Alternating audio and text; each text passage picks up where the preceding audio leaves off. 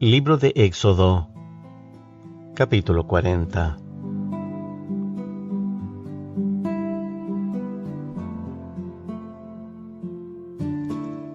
Luego el Señor le dijo a Moisés: levanta el tabernáculo el primer día del nuevo año.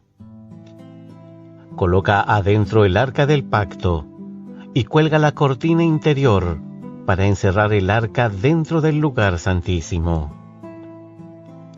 Luego manda traer la mesa y acomoda los utensilios sobre ella. Además manda traer el candelabro e instala las lámparas. Ubica el altar de oro para el incienso frente al arca del pacto. Después cuelga la cortina en la entrada del tabernáculo. Coloca el altar de las ofrendas quemadas delante de la entrada del tabernáculo. Pone el lavamanos entre el tabernáculo y el altar y llénalo de agua. Luego arma el atrio alrededor de la carpa y cuelga la cortina de la entrada al atrio. Toma el aceite de la unción y unge el tabernáculo junto con todo el mobiliario, a fin de consagrarlos y para que queden santos. Unge el altar de las ofrendas quemadas y sus utensilios, a fin de consagrarlos. Entonces el altar será completamente santo. Luego unge el lavamanos y su base, a fin de consagrarlos. Lleva a Aarón y a sus hijos a la entrada del tabernáculo y lávalos con agua. Ponle a Aarón las vestiduras sagradas y úngelo. Así quedará consagrado para servirme como sacerdote. Luego, haz que se acerquen sus hijos y vístelos con sus túnicas. Úngelos como ungiste a su padre, para que ellos también me sirvan como sacerdotes. Al ungirlos, los descendientes de Aarón quedarán apartados para el sacerdocio por siempre, de generación en generación. Moisés hizo todo lo que el Señor le había ordenado. Así que el tabernáculo fue armado el primer día del primer mes del segundo año. Moisés levantó el tabernáculo, primero situó las bases, encajó los soportes, fijó los travesaños y colocó los postes. Luego extendió las cubiertas sobre el armazón del tabernáculo y puso las capas protectoras encima, tal como el Señor le había ordenado. Entonces tomó las tablas de piedra grabadas con las condiciones del pacto y las puso dentro del arca. Después sujetó al arca las varas para transportarla y a la tapa del arca, el lugar de la expiación, la colocó encima. Luego llevó el arca del pacto dentro del tabernáculo y colgó la cortina interior para protegerla de la vista, tal como el Señor le había ordenado.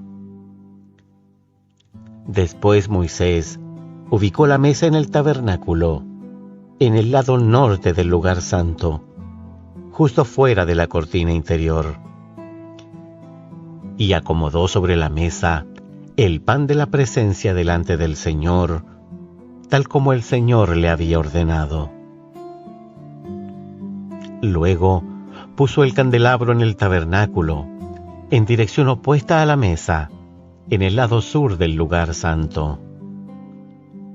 Entonces encendió las lámparas en la presencia del Señor, tal como el Señor le había ordenado.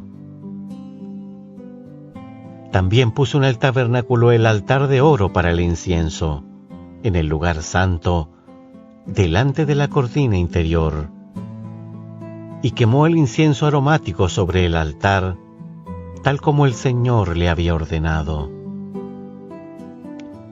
Después colgó la cortina a la entrada del tabernáculo y ubicó el altar de las ofrendas quemadas cerca de la entrada del santuario.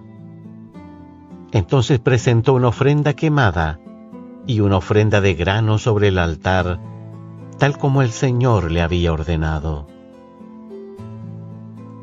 Luego Moisés instaló el lavamanos entre el tabernáculo y el altar y lo llenó de agua para que los sacerdotes pudieran lavarse.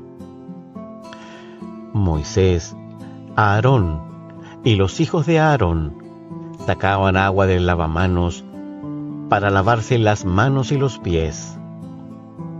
Se lavaban cada vez que se acercaban al altar o entraban al tabernáculo, tal como el Señor le había ordenado a Moisés. Después Moisés colgó las cortinas que daban forma al atrio que rodea el tabernáculo y el altar.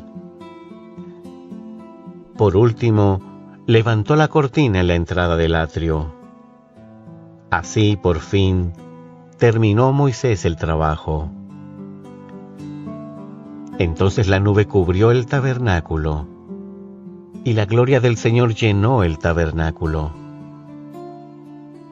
Moisés no podía entrar en el tabernáculo porque la nube se había posado allí, y la gloria del Señor llenaba el tabernáculo. Cada vez que la nube se levantaba del tabernáculo, el pueblo de Israel se ponía en marcha y la seguía. Pero si la nube no se levantaba, ellos permanecían donde estaban hasta que la nube se elevaba. Durante el día, la nube del Señor quedaba en el aire sobre el tabernáculo, y durante la noche resplandecía fuego dentro de ella, de modo que toda la familia de Israel podía ver la nube. Eso mismo ocurrió durante todos sus viajes.